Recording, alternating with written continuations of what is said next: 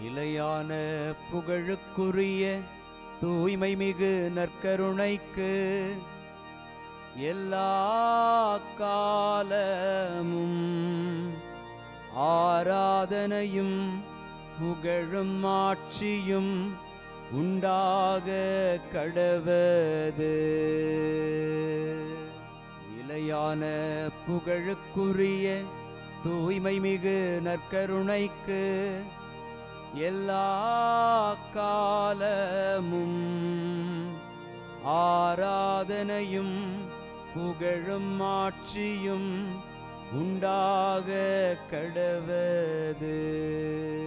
நிலையான புகழுக்குரிய தூய்மை மிகு நற்கருணைக்கு எல்லா காலமும் ஆராதனையும் புகழும் ஆட்சியும் உண்டாக கடவது.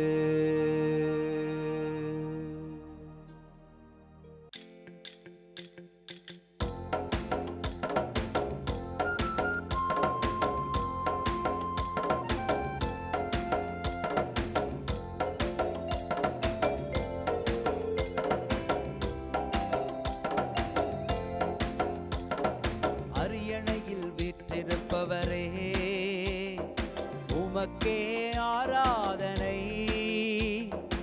ஆட்டுக்குட்டியானவரே, உமக்கே ஆராதனை.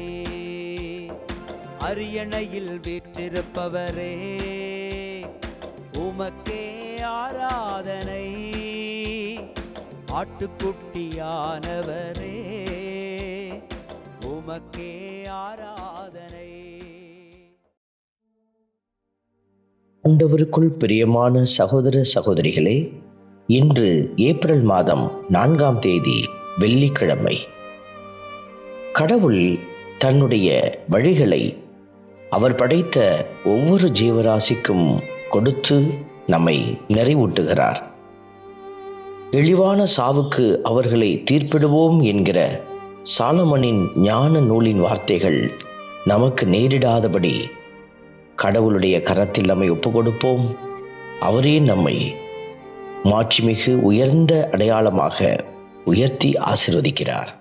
உடைந்த உள்ளத்தார்க்கு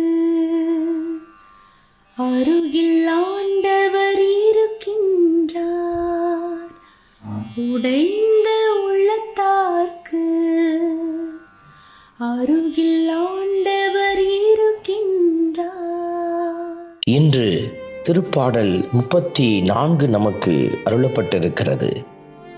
உடைந்த உள்ளத்தாருக்கு அருகில் ஆண்டவர் இருக்கின்றார் என்கிற அந்த வார்த்தைகள் உடைந்து போன நிலையில், ஒரு குலைந்த நிலையில், மனம் வருந்தி கிடக்கிற அன்பு பிள்ளைகளுக்கு அருகில் ஆண்டவர் இருக்கிறார். இந்த உண்மையை நமக்கு உறக்க சொல்லிக் கொண்டிருக்கிற திருப்பாடல் ஆசிரியரோடு இணைந்து நாமும் ஆண்டவரை மகிமைப்படுத்துவோம். உடைந்த உள்ளத்தார்க்கு அருகில் ஆண்டவர் இருக்கின்றார். உடைந்த உள்ளத்தார்க்கு அருகில் ஆண்டவர் இருக்கின்றார். திருப்பாடலின் வரிகள் நமக்கு உரைப்பது, ஆண்டவரின் முகமோ தீமை செய்வோருக்கு எதிராக இருக்கின்றது. அவர் அவர்களின் நினைவை உலகில் அற்றுப்போகச் செய்வார். இந்த வார்த்தைகளை பார்க்கிற பொழுது நாம் நன்மை செய்வதற்கே அழைக்கப்படுகிறோம். அடுத்தவர் நலனில் அக்கறை கொள்ளவும், ஆண்டவருக்கு உகந்தது எது என்பதை அறிந்து செயல்படவும் ஆற்றல் வேண்டி மன்றாடி ஜெபிக்கிறோம். உடைந்த உள்ளத்தார்க்கு அருகில் ஆண்டவர் இருக்கின்றார். உடைந்த உள்ளத்தார்க்கு அருகில் ஆண்டவர் இருக்கின்றார். உடைந்த உள்ளத்தாருக்கு அருகில் ஆண்டவர் இருக்கிறார். நைந்த நெஞ்சத்தாரை அவர் காப்பாற்றுகிறார். நேர்மையாளருக்கு பல தீங்குகள் நேரிட்டாலும் ஆண்டவர் அவர்களை விடுவிக்கிறார் என்கிற வார்த்தை நம்மையும் நேர்மையாளர்களாய் வாழ அழைக்கிறது. உணர்ந்து ஆண்டவருக்குள் பயணிக்க ஆற்றல் கேட்டு மன்றாடி ஜெபிப்போம். உடைந்த உள்ளத்தார்க்கு அருகில் ஆண்டவர் இருக்கின்றார். உடைந்த உள்ளத்தார்க்கு அருகில் ஆண்டவர் இருக்கின்றார். ஆண்டவருக்குள் பயணிக்கிற பிள்ளைகளுக்கு அவர் பாதுகாப்பை உறுதி செய்கிறார். எலும்புகளை எல்லாம் பாதுகாக்கிறார்.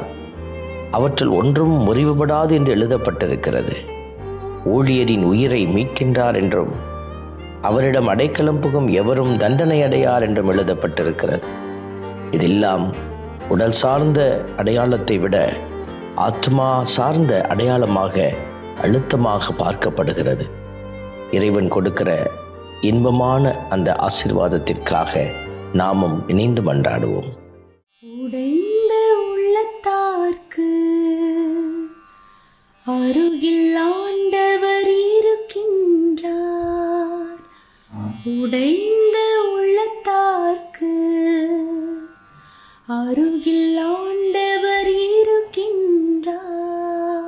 அன்பின் பரமபிதாவே, நன்றியோடு உம்மை துதிக்கிறோம், உம்மை ஸ்தோத்தரிக்கிறோம், உம்மை ஆராதிக்கிறோம். ஆண்டவரே, மனிதர் அப்பத்தினால் மட்டுமல்ல, மாறாக கடவுளின் வாய்ச்சொல் ஒவ்வொன்றாலும் வாழ்வர் என்கிற அந்த வார்த்தை உண்மையாகவே புரியாத ஒரு புதிராக எங்கள் வாழ்வில் அமைந்திருந்தது. ஆனால் நீர் அந்த வார்த்தையாக வெளிப்பட்டு எங்களுக்கு வாழ்வளித்திருக்கிறீர். நன்றியோடு உம்மை துதிக்கிறோம். தொடர்ந்து உம்முடைய இரக்கத்தில் பயணிக்க எங்களுக்கு ஆற்றலும் பலனும் தந்தருளும். ஆமென். நாம் வல்ல இறைவன் தந்தை, மகன், தூய ஆவியார் உங்களையும் உங்கள் குடும்பத்தையும் நிறைவாய் ஆசீர்வதிப்பாராக. ஆமென்.